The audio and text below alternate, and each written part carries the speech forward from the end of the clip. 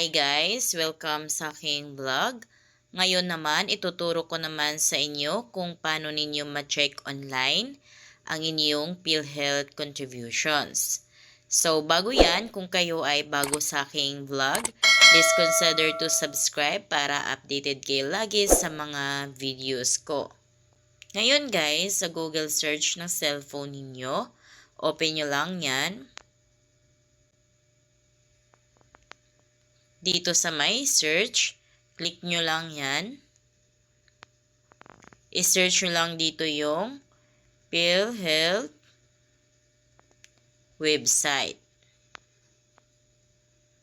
Then, lalabas na dito agad yung website ni PhilHealth. So, ito na yon. Click natin yan.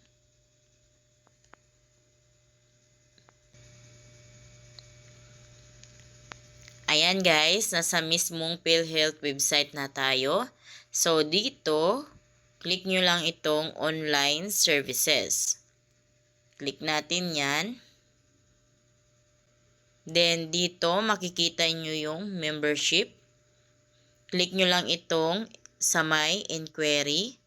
Makikita nyo dito yung register or login.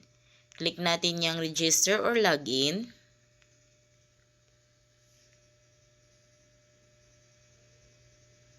Then, dito guys, kung halimbawa may PhilHealth account na kayo, so lagay nyo lang yung PhilHealth identification number niyo and then your password. And then, itong code na ito, ilagay nyo lang dito. Then, click nyo na itong login. Pero, sa mga wala pang account dito sa PhilHealth, so, click natin itong create account. Then, dito, scroll natin pababa. Ito na yung member portal account creation. So, dito guys, sa mga basic information, ito yung dapat natin pipilapan.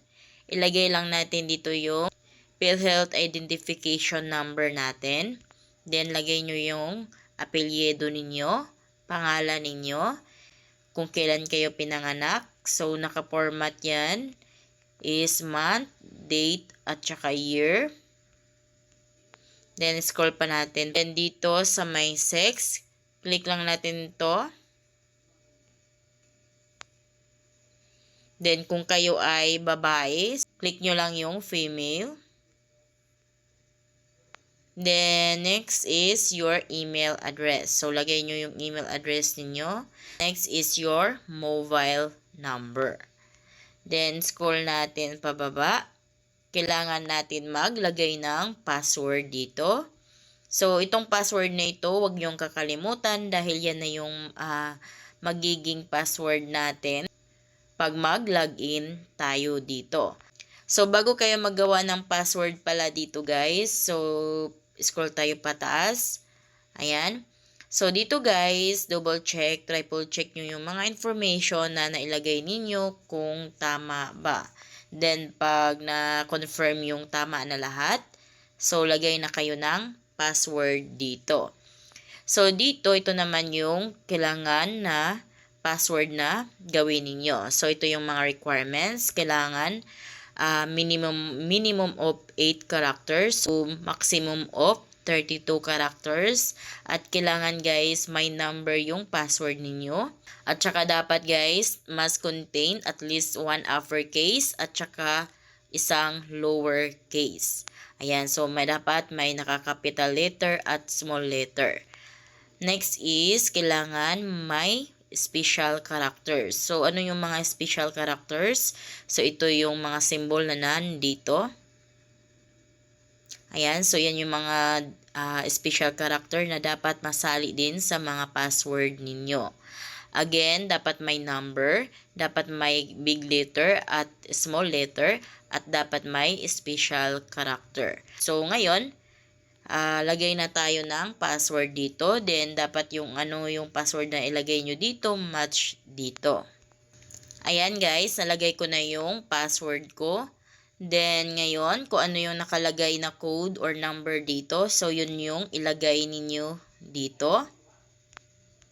Lagay natin 868850. Kailangan kung anong number na nakalagay dito, match dito. Then, pag okay na, click nyo na itong create account. Ayan, nakalagay, activate your account. To complete your account creation, we have sent a link to our email. So, magsisend ng link si PhilHealth sa ating email. Please check your email to activate your account. So, ngayon, open natin yung email natin. Then, dito, andito na yung email ni PhilHealth. You have successfully created an account in the PhilHealth member portal with the transaction date.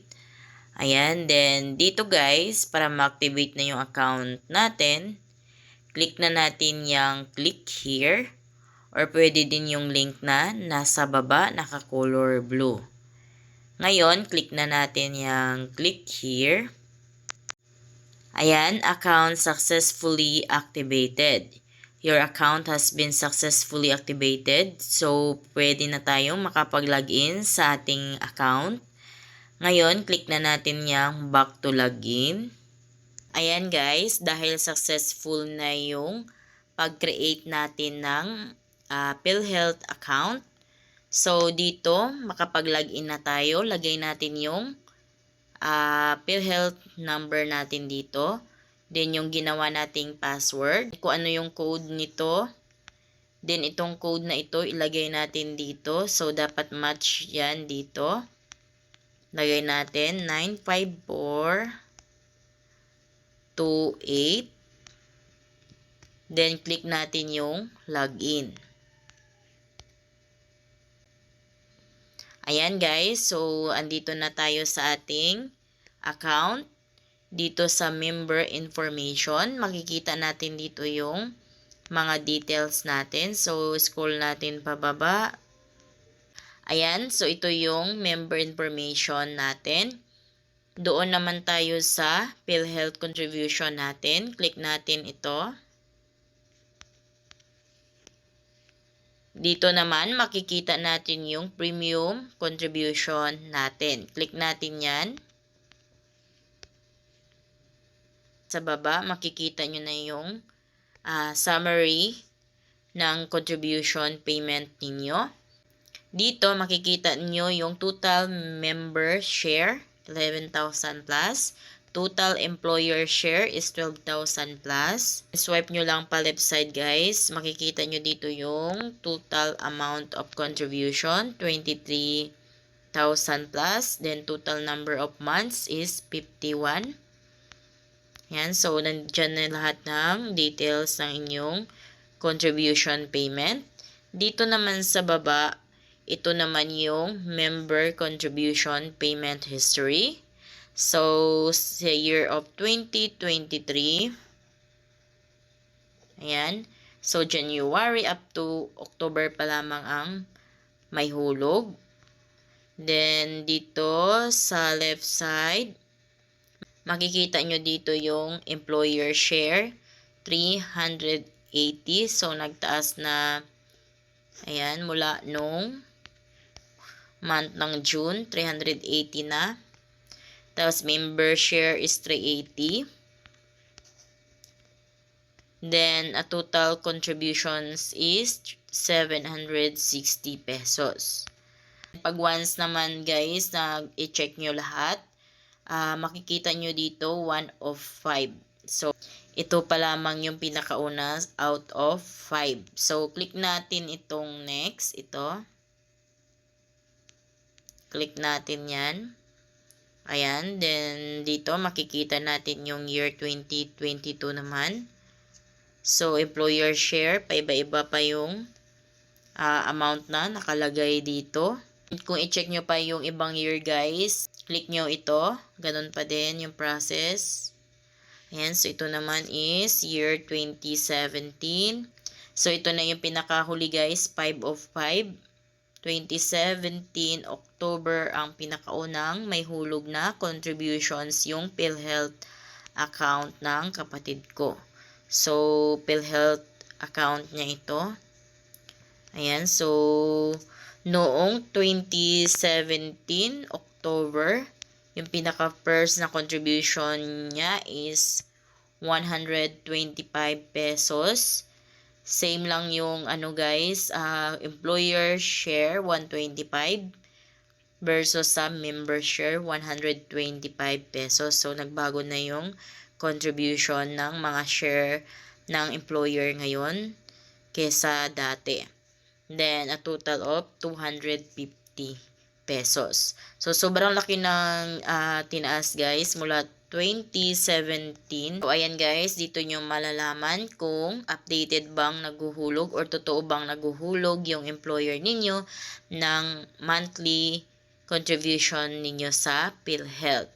So, i-check nyo dito guys kung tama ba yung kinakalta sa inyo at nahihulog ba ni employer yung PhilHealth contribution ninyo.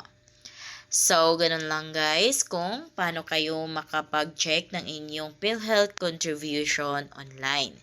So, kung kayo ay bago sa aking vlog, please consider to subscribe para updated kayo lagi sa mga informative na mga videos ko. Thank you for watching.